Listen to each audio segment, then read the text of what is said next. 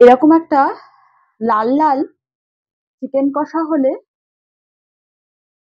শরীর খারাপ থাকলে মুখটা যেমন ছাড়ে, তেমনি অন্য সময়তেও কিন্তু ভাত, রুটি, লুচি, পরোটা সবের সাথে কিন্তু এই চিকেন কষাটা খুব ভালো লাগে। তো তার জন্য আমি চিকেনটাকে খুব ভালো করে ধুয়ে নিয়েছি। এবার ওর মধ্যে ভিনিগার আর দিয়ে দিলাম গোলমরিচের গুঁড়ো, দিয়ে ভালো করে মাখিয়ে আমি চিকেনটাকে একটু রেখে দিলাম। অন্যদিকে আমি নিয়ে নিয়েছি পেঁয়াজ, কাঁচা লঙ্কা, ক্যাপসিকাম, আদা, 15-16 কোয়া রসুন আর টমেটো, সবকিছু আমি বেটে নিলাম। ঝালটা যে যেমন খায় সেই অনুপাতে কাঁচা লঙ্কাটা নেওয়া যেতে পারে বা গোলমরিচটা দেওয়া যেতে পারে। মশলা তো বাটা হয়ে গেছে। এবার কড়াইতে দিয়ে দিয়েছি তেল। তেলের মধ্যে চিকেন গুলোকে একটু হালকা করে ভেজে আমি তুলে নিচ্ছি।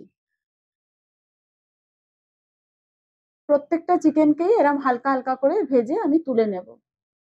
এইবার ওই তেলের মধ্যেই আমি দিয়ে দিচ্ছি জিরে, শুকনো লঙ্কা আর তেজপাতা ফোড়ন। ফোড়ন থেকে একটু গন্ধ উঠলেই সুন্দর, তখন আমি ওই বেটে রাখা মশলাটা দিয়ে একটু কষিয়ে নেব। আর ওই জারের মধ্যেই দিয়ে দিয়েছি 3 চামচ টক দই, সেটাকেও ভালো করে ফেটিয়ে ওই মশলার মধ্যে দিয়ে কষতে রেখে দেবো। লো ফ্লেমে আমি মশলাটাকে কিন্তু কষাবো ঢাকা দিয়ে। আর এদিকে বাটির মধ্যে নুন, লঙ্কার গুঁড়ো, গরম মশলার গুঁড়ো, ধনের গুঁড়ো, জিরের গুঁড়ো আর হলুদ দিয়ে মশলাটাকে ভিজিয়ে রেখে দিলাম। এদিকে মশলাটা থেকেও একটু তেল ছেড়ে দিয়েছে, তখন ওই ভেজানো মশলাটা ওর মধ্যে দিয়ে আবারও ভালো করে মিশিয়ে নিলাম। মেশানো হয়ে গেলে ঢাকা দিয়ে লো ফ্লেমে আবারও মশলাটাকে কষতে রেখে দিলাম। যেই মশলাটা থেকে তেল ছেড়ে আসবে,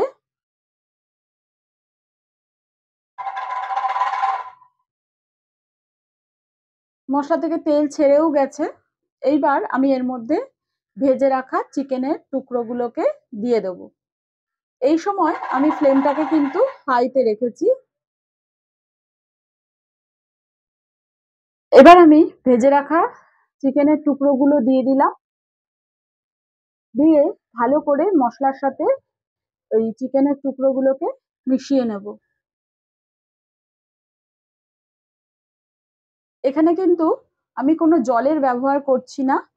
আর এই সময় আমি গ্যাসের ফ্লেমটাকে কিন্তু হাইতেই রেখেছি, দিয়ে চিকেনের টুকরোগুলোকে আমি মিশিয়ে নিচ্ছি।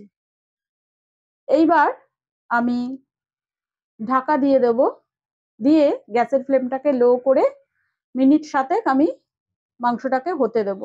আর এই সময় আমি কিন্তু একটু চিনি দিয়েছি। তো মাংস বেশ সেদ্ধ হয়ে গেছে, আর একটু সেদ্ধ হলে ভালো হয়, তাই জন্য আবারও ঢাকা দিয়ে আমি মিনিট 5 লো ফ্লেমেতে ফুটিয়ে নিলাম, মাংসটাকে সেদ্ধ করে নিলাম। আর এই রান্নাটা একটু শুকনো শুকনো হলেই ভালো হয় খেতে, তাই এতে আমি জলের ব্যবহার করিনি। মাংসের যা জল আছে তাতেই হয়েছে। এবার মাংস রান্না হয়ে গেছে, একটু বাটার দিয়ে আমি ঢাকা দিয়ে কিছুক্ষণ রেখে দেব। তারপর আমি গরম গরম রুটির সাথে এই চিকেন কষা সার্ভ করছি।